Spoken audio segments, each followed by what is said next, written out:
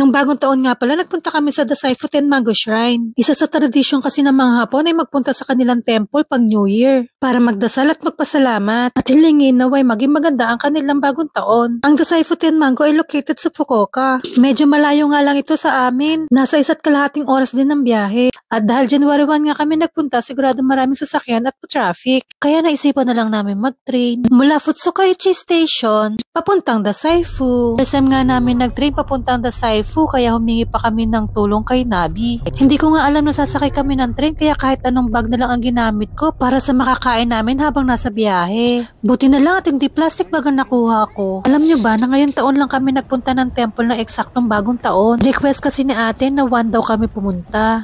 Binili nga rin pala namin ticket is 2-way na para hindi na kami pumila mamayang pag-uwi. Mura lang naman yung ticket, nasa 170 yen lang kaya bali 340 yen ang papunta at pabalik. Kaya pa nga kami dyan dahil sa tagal namin bumili ay humaba na yung pila. Kaya after namin makabili ng pang-2 tao ay huminto muna kami at pinauna sila. At ayan nga si Bossy, excited siya. Sabi pa nga ng tatay niya wag siya magmadali kasi baka mahulog siya sa hagdan. Mas okay nga pala mag-train kasi malapit lang yung station sa temple. Habang naglalakad nga kami dyan, grabe ramdam mo talaga yung lamig kahit makakapal ang mga suot namin. At bago ka nga rin makarating sa temple ay may mga madadaanan ka mga nagtitinda ng mga pagkain at mga souvenirs. Marami nga rin palang puno sa paligid kaya siguro mas malamig. At ayan nga si Bossing, hindi pa nga kami nakakarating, nagre-reklamo na. Nagugutom na daw siya at kumain daw kami ng karage. Napakaganda nga ng paligid.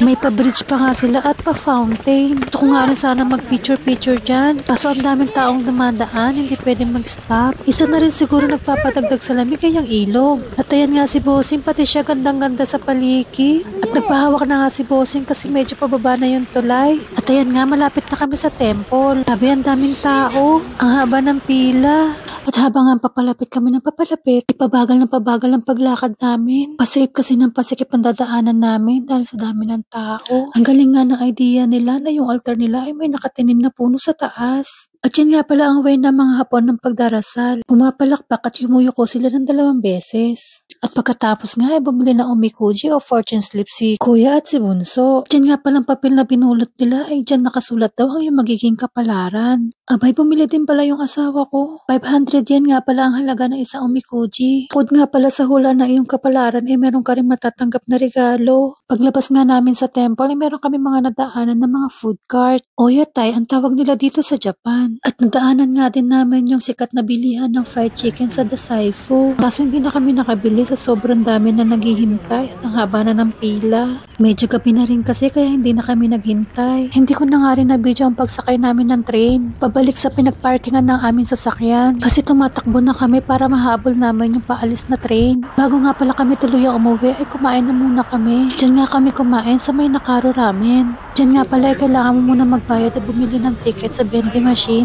na gusto mong kainin. Pare-pareho nga rin pala yung in-order naming ramen. Yung may set na fried rice at dumplings. Ang sarap nga ng ramen nila dyan, pati na rin yung fried rice at dumplings. Kaya kung napasyal kayo sa Dasaifu, try nyo kumain dyan sa may Nakaro Ramen. Alam nyo ba si Bunso, hindi niya nauubos ang isang order na fried rice, pero dyan naubos niya. At pagkatapos nga namin kumain, ay umuwi na rin kami. At pagkadating nga namin sa bahay, nagtimpla muna ako ng kape bago maligo. Sarap talaga magkape.